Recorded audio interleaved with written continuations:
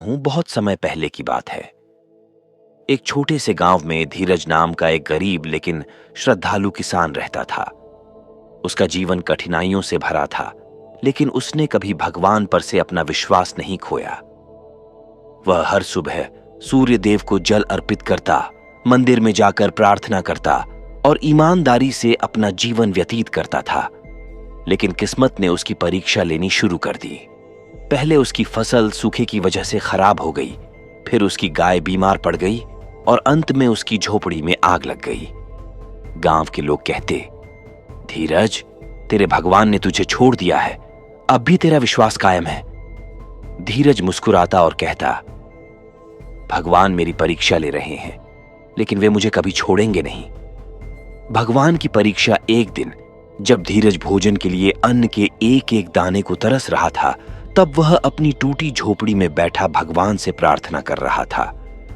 उसी समय एक साधु उसके दरवाजे पर आया और बोला, बेटा, मैं बहुत भूखा हूं, क्या मुझे खाने के लिए कुछ मिलेगा?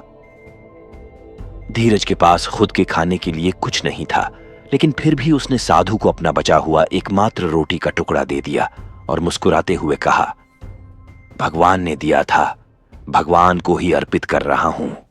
साधु ने प्रसन्न होकर धीरज को आशीर्वाद दिया और कहा, जा, तेरा दुख अब समाप्त होगा। भगवान का चमत्कार अगले ही दिन गांव में अचानक तेज बारिश हुई, जिससे धीरज की सूखी हुई जमीन फिर से हरी भरी हो गई।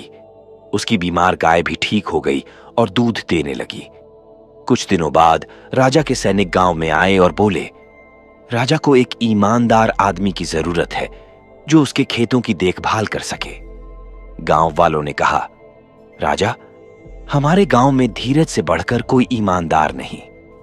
राजा ने धीरज को अपने खेतों का मुखिया बना दिया और उसे सोने की मुद्राएं भी दी। अब धीरज न सिर्फ संपन्न हो गया, बल्कि उसने अपने गांव के गरीबों की भी मदद की। संदेश गांव के लोग जो कभी उसका मजाक उड़ाते थे, अब उससे सीख लेने लगे। उन्होंने समझा कि भगवान हमें कभी नहीं छोड़ते, वे केवल हमारी परीक्षा लेते हैं। जो धैर्य और श्रद्धा से उनका नाम लेता है, उसे अंततः उनका आशीर्वाद अवश्य मिलता है। इसलिए कभी भी मुश्किलों से हार मत मानो। अगर तुम्हारा विश्वास सच्चा है, तो भगवान तुम्हारे लिए रास्ते खुद बना देंगे। नमस्कार मित्रों, हमारे चैनल को सब्सक्राइब जरूर करें।